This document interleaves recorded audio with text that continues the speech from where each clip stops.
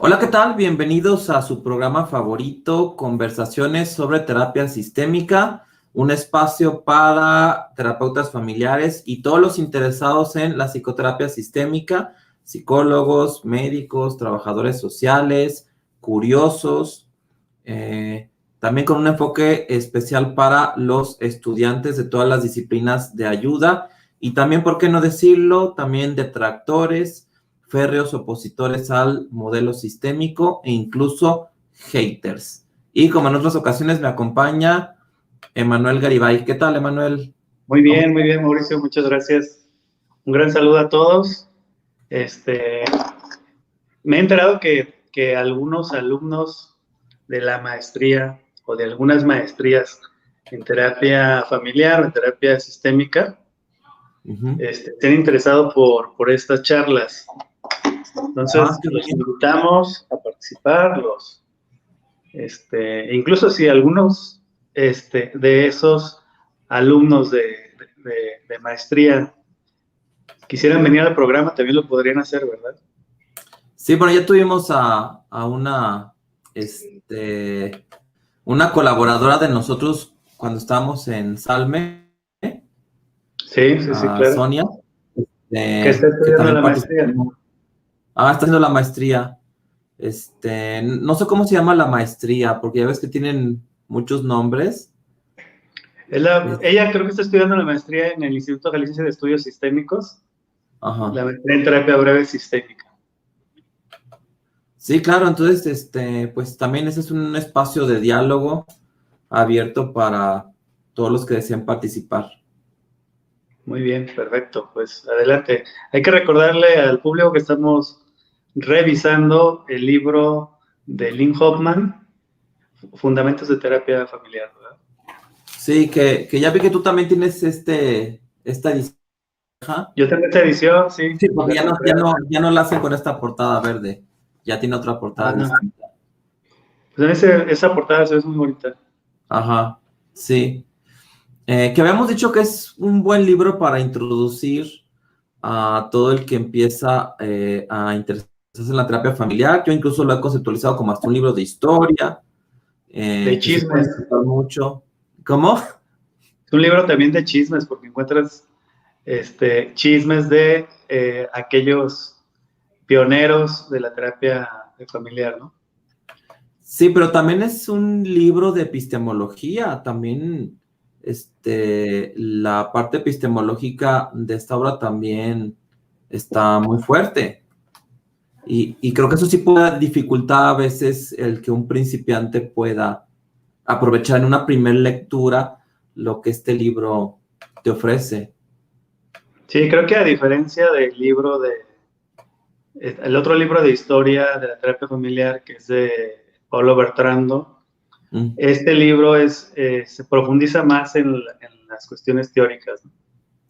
Exacto, y un estudiante que no piensa sistémicamente, de repente escucha conceptos, explicaciones que no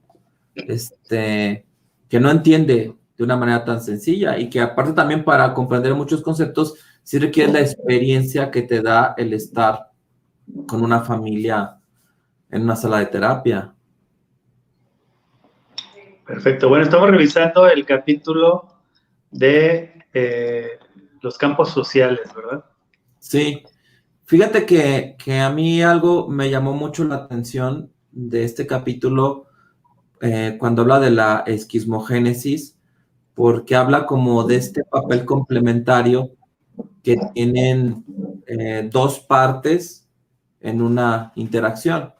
Y cita un ejemplo, no dice que lo toma del libro de Václavic de la teoría general de sistemas, pero cita el ejemplo de poblaciones de animales, de Sí. lobos y de conejos en diferentes regiones. Aquí habla de una región del Ártico, pero Václavic también cita ese ejemplo para hablar de cómo los lobos y los conejos forman poblaciones que se autorregulan. Por ejemplo, si crece la población de lobos, pues en esa región, en ese ecosistema, se empiezan a comer a los conejos y entonces aparece una de las principales fuentes de alimento y entonces no puede crecer hacia el infinito, ¿no? No puede sobrepoblar un ecosistema porque pierde el equilibrio, y entonces al acabarse los conejos también empiezan los lobos, empiezan a disminuir de cantidad, y conforme van disminuyendo en número, pues empieza a aumentar nuevamente la población de conejos. Y entonces empiezan a ganar los conejos, y al aumentar los conejos, pues los lobos tienen pues más disponibilidad, sí, de alimento, entonces empieza a crecer la población de lobos. Entonces es como un sub y baja, ¿no? Sube una especie animal, baja la otra, sube una, baja la otra. Y entonces eso es un ejemplo muy claro de la manera en cómo se relacionan dos partes dentro de un sistema, o mejor dicho, dentro de un ecosistema, que se me hace muy interesante porque los investigadores que dieron pie a la terapia familiar fueron grandes observadores del mundo natural, del mundo físico, y esos conocimientos lo llevaron al entendimiento de sistemas sociales. Sí, es muy interesante. De hecho, este ejemplo, si mal no recuerdo, también aparece en el libro de Minuchin, de Familias y Terapia Familiar. Ah, no recuerdo. Sí, entonces ya al menos te aparecen 3 obras, ¿no? Sí, creo que La es... comunicación humana, Fundamentos de Terapia Familiar de Hoffman, y el de Familias y Terapia Familiar, que es el de Editorial Gediza, ¿no? Que es uno de los primeros libros que escribió Minuchin sobre terapia familiar. Creo que es un ejemplo, pues es un ejemplo bueno, por eso muchos autores lo han utilizado. Y a mí me gustó mucho la imagen esa del bimbalete que tienes. Ajá. ¿Cómo se llama? ¿Es bimbalete o sub y baja? Pues sube y baja. No sé, yo nunca había escuchado esa palabra que dices. Yo lo conozco como bimbalete. Bueno, los que nos están escuchando pueden decirnos cómo se llama. Es muy interesante porque muchos autores han querido explicar esta interacción buscándole un punto de equilibrio, ¿no? Que en tu imagen sería representado por el triángulo. Entonces Gregory Bateson, en su estudio por estas dinámicas, sospechaba que había un punto de equilibrio en estas interacciones, ¿no? Otros autores le han llamado precisamente el punto donde una interacción toma un equilibrio. Sí, sí, que esto nos lleva a la noción de que todos los sistemas se autorregulan. Que aquí ya entramos en el terreno de la cibernética, pero no me quiero adelantar mucho. Pero creo que algo que diferencia a un terapeuta con una epistemología sistémica de uno que no la tiene es que los terapeutas sistémicos estamos muy conscientes de que todos los sistemas se autorregulan. La autorregulación no viene del proceso de terapia. De hecho, podría ser al revés. De hecho, cuando estaba revisando lo que dice Lynn Hoffman sobre el punto de equilibrio, me vinieron a la mente intervenciones de Minuchin, en donde me da la impresión de que trataba de generar una esquizmogénesis que se cruzara ese punto de equilibrio y entonces generar algún cambio, ¿no? Pero con la noción de que todos los sistemas biológicos o sociales se autorregulan. Es una propiedad inherente a cualquier sistema que sea parte de esto que llamamos universo. Que se me hace algo que tenemos que tener en cuenta cuando tratamos de comprender a las familias y a los individuos. Sí. Que después este concepto del cambio de tipo 1 y cambio de tipo 2, que vamos a ver más adelante en esta sesión, pues explica eso que se busca en terapia, ¿no? Se busca una escalada que rompa el equilibrio y que permita pasar a un siguiente nivel. Fíjate, llegó un comentario de Francisco Ovalle que dice que en mi país dicen fuin, fuan. Fui fan en la República Dominicana. Sí, muy bien. entonces, bueno, aquí en México se llama sub y baja. ¿Tú qué nombre dijiste? Bimbalete. ¿Cómo? Bimbalete. Yo tengo Bimbalete. Bimbalete. Ah, no, nunca lo había escuchado. Creo que a lo mejor es muy tapatío. Yo crecí en San Luis Potosí y nunca escuché la palabra bimbalete. Apenas la estoy oyendo, ¿no? Pero bueno, en República Dominicana se llama fuin, fuan. Bueno, Guillermina de Anda Ramírez nos pregunta, ¿la esquimogénesis se puede interpretar como la misma fuerza pero en sentido contrario y allí se origina el equilibrio? Bueno, fíjate qué interesante porque pues incluso aquí también ya encontramos como un nexo con el pensamiento newtoniano, con las leyes de la dinámica que dicen que a toda acción corresponde una reacción en la misma cantidad, pero en sentido contrario. De manera que la conducta de un individuo nos tiene que preguntar qué reacciones generan el otro, y esas reacciones que generan el otro, de qué manera generan un contexto que a su vez retroalimentan una conducta positiva o negativa, o como le quieras llamar. Creo que las terapias individuales que no tienen una epistemología sistémica se quedan muy cortas para poder entender el comportamiento de los seres humanos. Abonando un poquito, podremos entender la esquimogénesis como círculo vicioso, como proceso recursivo, como proceso de reacción mutua, circuito, pauta recursiva. Entonces, todo eso estamos hablando de eso, de esta definición que das, ¿no?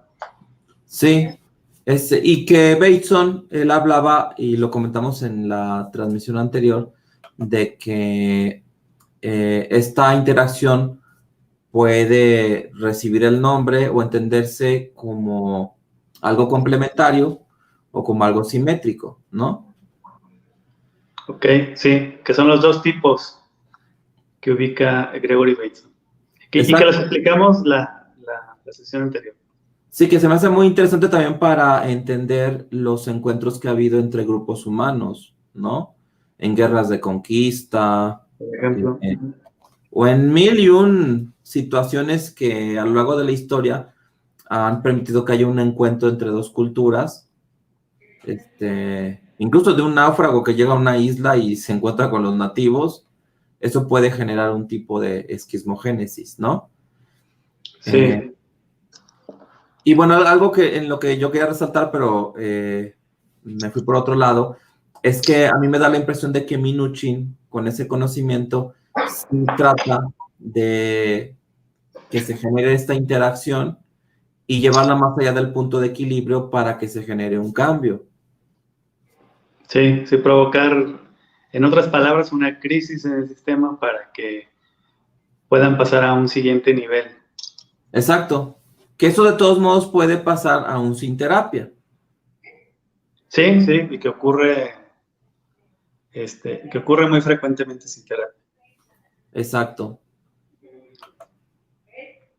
Muy bien. ¿Podríamos dar un ejemplo, Mauricio? A mí se me ocurre el ejemplo de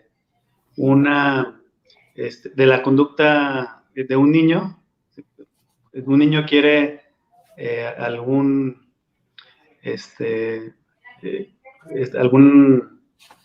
objeto, se frustra porque no lo tiene y los papás responden ante esa frustración. El niño, al no obtener lo que quiere, hace un berrinche y los papás pueden responder a ese berrinche introduciendo un punto de equilibrio que podría ser el brindarle el objeto que él desea. Uh-huh. Para que cese el berrinche. Uh-huh. Pero eso no hace más que mantener la pauta o la conducta Y si esto se mantiene por mucho tiempo, pues genera un desgaste, un problema tanto para el niño como para los papás, para toda la familia.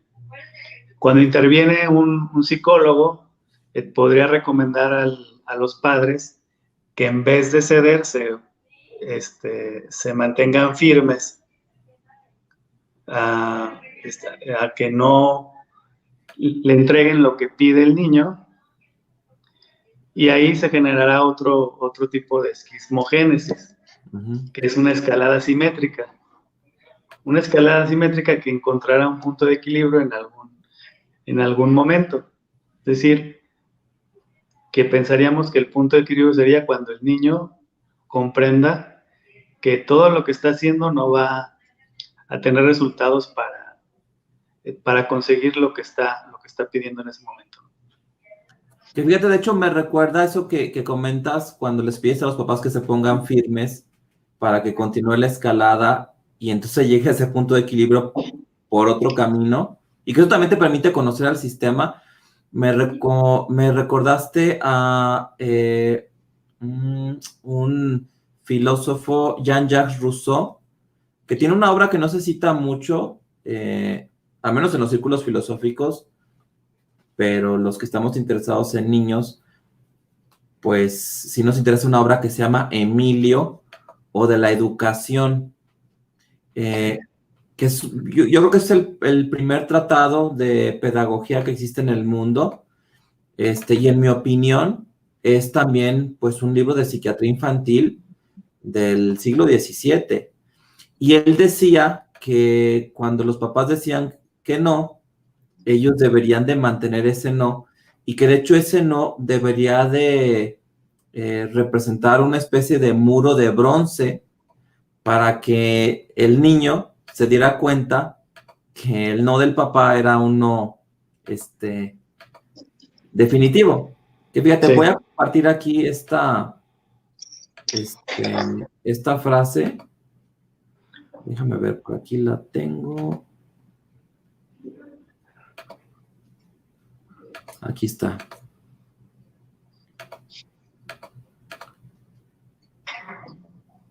Mira, entonces Jean-Jacques Rousseau, Emilio, o de la educación. Dice, sea el no dicho un muro de bronce contra el cual apenas haya probado el niño 5 o 6 veces sus fuerzas, no se empeñará más en echarle por tierra. Que es muy interesante. Yo les digo a los papás que, bueno, también se vale ser flexible, ¿no? Siempre tiene que estar la inteligencia por delante de todo y la capacidad de administrar un conflicto. Pero muchas veces sucede que los niños saben que el no de los papás es un no definitivo, entonces prolongan el berrinche y los papás ya no pueden tomar esa postura simétrica, sino ya complementaria, y dicen, bueno, ya para consolarte te vamos a dar lo que quieras, ¿no? Y entonces el niño se da cuenta que ese no es un muro que sí se derrumba, si él persiste, si él es constante. Pero Jean-Jacques Rousseau dice, si tú mantienes el no, en poco tiempo el niño ya para él el no de mamá o el no de papá va a ser un no, y ya va a ser como un muro de bronce que no vas a tratar de derribarlo porque ¿para qué te desgastas, no? Sí, está muy interesante. Y explica los dos tipos de círculos viciosos de los que habla Gregory Bateson. Exacto. Y bueno, creo que aquí lo importante es que cuando se trabaja con familias, es válido tratar de llevarlos a estos puntos de quiebre para poder observar cómo el sistema empieza a desarrollar otras maneras en las cuales se pueda mantener un equilibrio. Y que en ese punto se puede dar un cambio que pudiéramos llamar un cambio radical. Muy bien. Pues mira, a mí me parece muy interesante cómo es que Gregory Bateson llega a esas conclusiones. Según Lynn Hoffman, la gran obra de Gregory Bateson que explica todos estos tipos de recursividad es la obra de Naven o Navin, no sé cómo se pronuncia, que es un estudio sobre una ceremonia sagrada. Uh-huh. que sospecha Gregory Bateson que esa ceremonia sagrada sirve como punto de equilibrio para que el sistema o esta comunidad primitiva de Nueva Guinea no colapse, ¿no? Entonces, pues volvemos a lo mismo. Gregory Bateson no trabajó clínicamente con familias, pero sus conceptos que provienen del estudio de comunidades primitivas, pues después fueron aplicados a los fenómenos clínicos, ¿no? De hecho, creo que este libro de Naven creo que es muy difícil de conseguir. Ya lo estuve rastreando y sí lo encontré por ahí creo que en Amazon, pero difícil adquirirlo en una librería, ¿no? Creo que sí se tendría que echar mano de la compra en línea si es que está disponible, porque normalmente no son obras muy citadas o muy estudiadas, pero todos los interesados en la obra de Bateson, pues viene a ser una obra que es pilar de su pensamiento. Porque también este concepto que él empieza a aterrizar de mecanismos que se autorregulan, porque en esta comunidad de Nueva Guinea, pues se da cuenta que viven sin jerarquías, que no tienen policías, no tienen jueces, no tienen un líder. Finalmente, a través de sus rituales, también es muy interesante, eso hasta nos podemos ir por otro lado de estudiar el valor de los rituales en las comunidades, que de hecho Jung hablaba de la importancia del ritual como un método, así le llamaba él, de higiene espiritual. Muy interesante, pero no me quiero desviar. Él encontraba como esta comunidad que no tenía autoridades, no tenía jerarquías, se autorregulaba.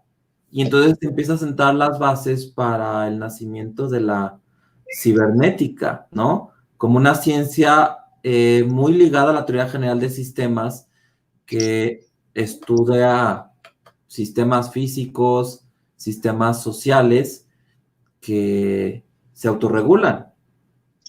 Y que eso, o la noción de eso, pues dio pie para comprender mucho de lo que se estaba estudiando con las familias en la década del 50, que es muy interesante, ¿no? Todo lo que tiene que ver con la cibernética, que no es otra cosa más que la ciencia de los sistemas que se autorregulan, y el hecho de que esto haya influido de una manera sobresaliente en la terapia familiar. Sí. Yo recomendaría la obra de Bradford Kinney, Estética de Cambio. Me parece que es un libro que trata sobre la obra de Gregory Bateson, pero sobre todo que trata sobre cibernética de una manera muy entendible, también con mucho sentido del humor y muy aplicada al contexto clínico. Bien, Arely Rodríguez nos dice, de igual forma, ante un sistema familiar disfuncional que se niega a abandonar sus pautas de interacción, cuando uno de los miembros acude a terapia, empieza a cambiar y influirá en la dinámica familiar. Muy bien. María Ángeles Romano, junto a mi esposo, escuchamos atentamente, qué valioso su mensaje. Platícanos, María Ángeles, desde dónde nos escuchan y por qué les interesa la terapia sistémica. Fíjate que yo ahorita estoy dando la materia de estudio psicosociocultural de la familia mexicana y estamos leyendo un trabajo antropológico de un investigador norteamericano, Oscar Lewis, que tiene dos obras muy conocidas, bueno, una más conocida que la otra.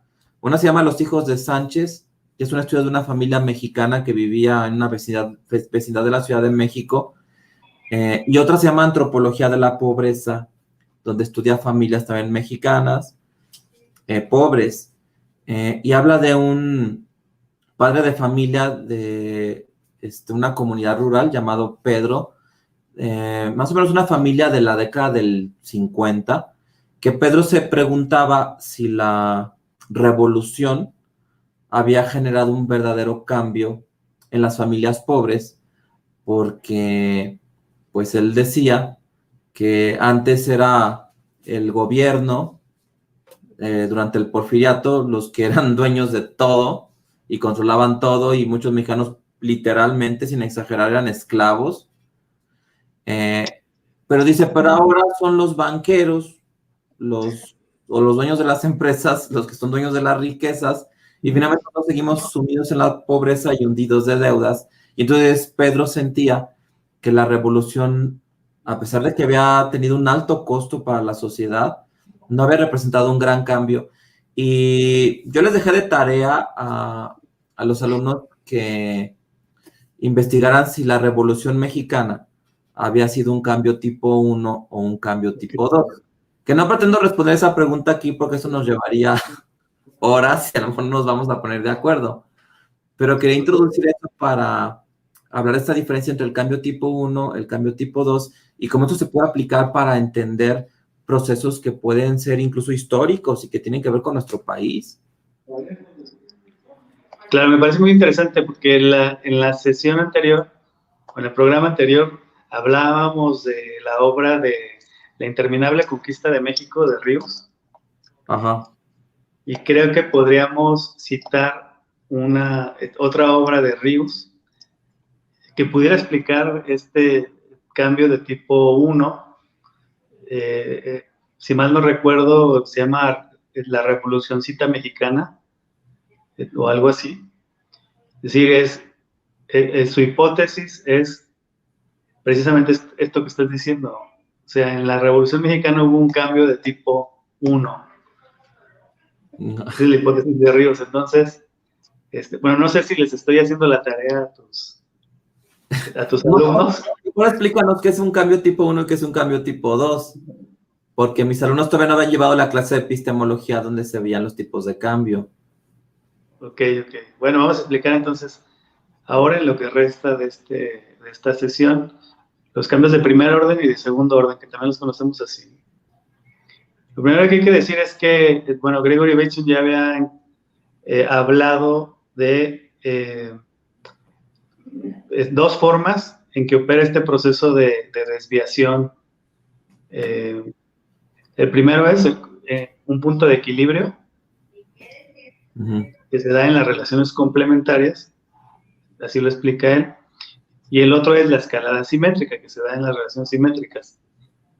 Pero existe una tercera forma de explicar estos procesos de desviación, que es precisamente la que nos ofrece este concepto de dos tipos de cambio. Y de lo que trata es de que en realidad la diferencia de estos cambios es que se puede lograr un salto a un nivel diferente que puede cambiar o transformar al sistema total. El cambio de primer orden son variaciones menores en el campo, es decir, cambios que no hacen la diferencia o cambios que no cambian al sistema. Un ejemplo que nos ofrece es el ejemplo de sudar.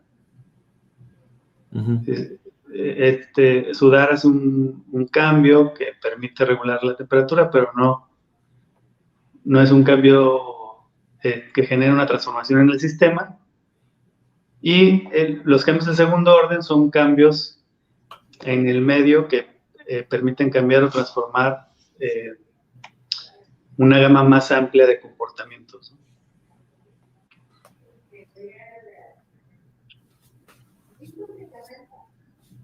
Es decir, cambios que hacen, que son significativos porque hacen la diferencia, ¿no? A mí, cuando yo estudié la maestría en psicoterapia sistémica, la maestra nos decía sencillamente que el cambio tipo 1 es un cambio no cambio. O sea, es como un cambio entre comillas, un no cambio que se disfraza de cambio. y un cambio tipo 2 es un cambio en donde se modifican las pautas que tiene el sistema.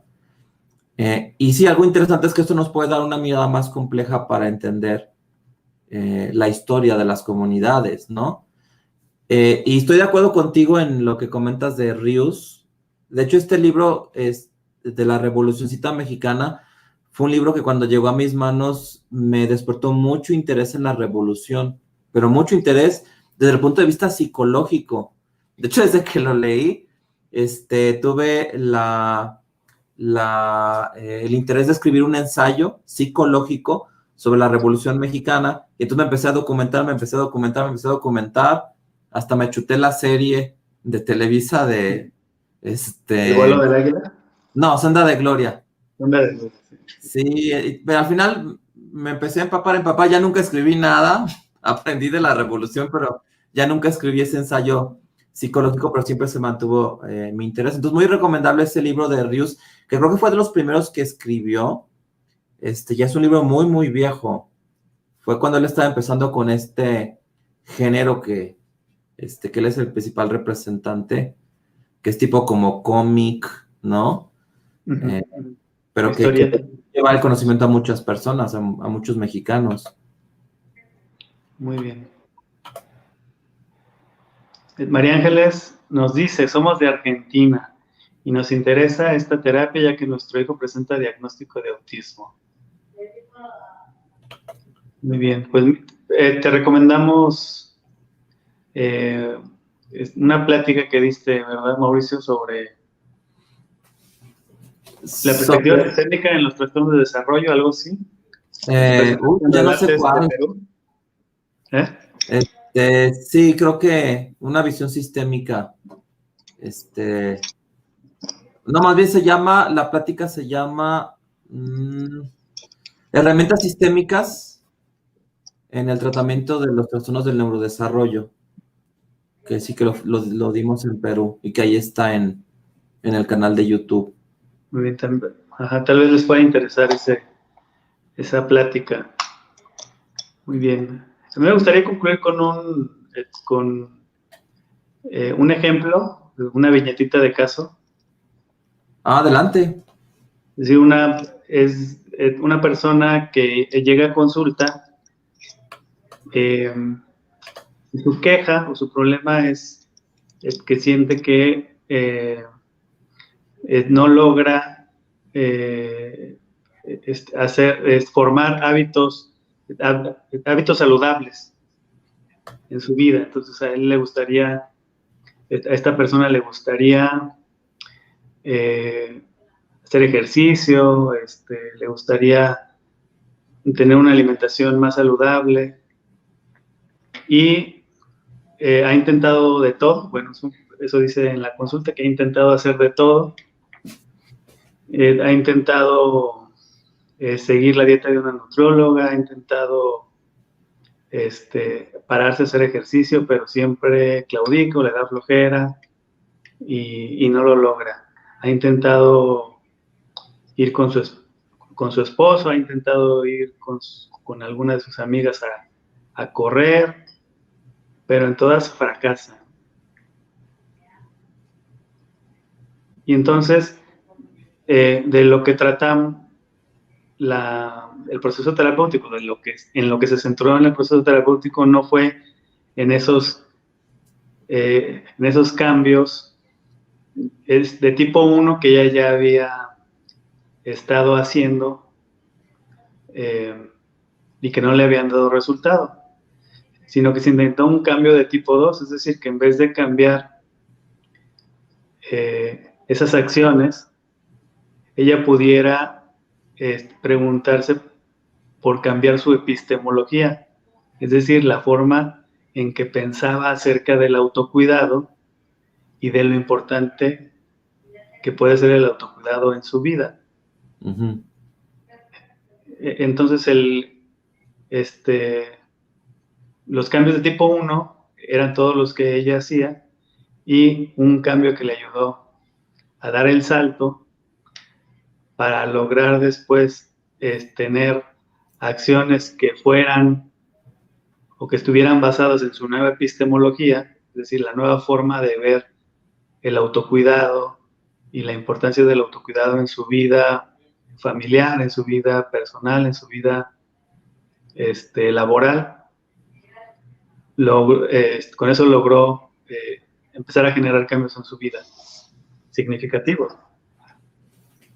Pues fíjate que a mí me preocupa que este estudio de los cambios que están en los sistemas no se ha entendido de esta manera por terapeutas de otras epistemologías, que me atrevo a pensar que muchas veces las psicoterapias que no son sistémicas pues generan cambios tipo 1, pero no lo saben porque no entienden esta diferencia entre el cambio tipo 1 y tipo 2. Entonces muchas veces es puro cambio tipo 1, cambio tipo 1, cambio tipo 1, y creo que el terapeuta sistémico pues sí le apuesta a generar un cambio tipo 2 porque tiene mayor entendimiento de estos procesos de esquizmogénesis, de los puntos de equilibrio, y teniendo eso en mente puede diseñar intervenciones que puedan acercar al usuario de tus servicios a un cambio tipo 2, a un cambio. Sí, claro. Creo que por eso también hay, por esto deriva también la importancia de la supervisión de casos clínicos, ¿no? Exacto. Un supervisor pudiera dar luz del tipo de cambio que están intentando hacer en el proceso terapéutico. Gaby García, son un gran equipo porque México no apoya, bueno, es una pregunta más bien, ¿por qué México no apoya tanto a las mentes brillantes como ustedes? Necesitamos mucho diversificar, nos falta mucho como fundaciones, programas, material, excelente información. Mira, Gaby ya nos dice que somos unas mentes brillantes. Muchas gracias. Gracias por recomendarnos. Gracias a ustedes. Bueno, pues yo creo que ya nos vamos, Emanuel, porque ya nos pasamos de tiempo. Muy bien, perfecto. Pues agradecemos a todos los que nos han comentado, a los que nos ven, a los que nos van a ver, porque hay personas que no pueden estar a esta hora porque están trabajando, pero que después ven el video en nuestra página de YouTube o en la página de Facebook. Exacto. El siguiente miércoles vamos a hablar sobre el capítulo número 3. A ver si se enfoca. Ahí está enfocado. La segunda cibernética. Ya en el capítulo 3 de Fundamentos de la Terapia Familiar de Lynn Hoffman. Muy bien, pues a leer todos. Bueno, muchas gracias, Emanuel. Cuídate mucho. Un abrazo a todos que nos siguen. Bye. Nos vemos. Bye.